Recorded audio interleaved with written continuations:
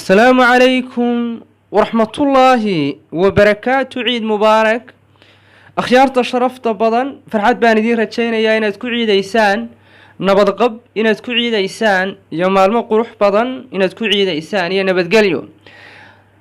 saddexdan haddii aad ku waabariisato marka ay libdhadu soo baxdo noloshaada iyo xaaladaada caafimaadba halis iyo madow badan ba ay galayaan. waxaa daboolaya inay markaa murugo badan iyo shanlayn badan inaad gasho. bal saddexdan ayaynu marka koowaad si wadara aynu isku maqashiinaynaa. marka labaadna waxoogaa explanation ama waynu yara define garaynaynaa kelmadaha si fahanku u ballaadho.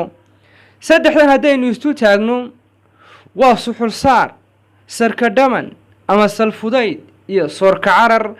saddexdaa haddii aad ku waabariisato marka ay libdhadu soo baxdo ama saddexdan haddii aad ku sifowdaad yeelato waxaad ogsoonaataa in xaaladaada nololeed ay madow badan ay galayso, xaaladaada caafimaadna inaanay fiicnaan doonin.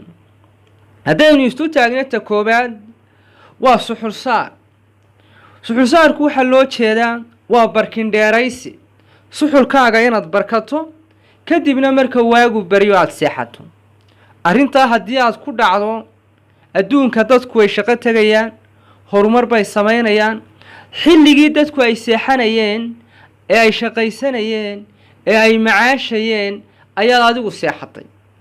haddii taasi ay kugu dhacdo oo ummaddu xilliga ay tadawurka iyo horumarka ay gaadhayso aad adigu maalintii oo dhan aad hurudo, taa dadka waad ka hadhaysaa waanad ka shanlaynaysaa. sidoo kale caafimaadkaagana uma wanaagsana.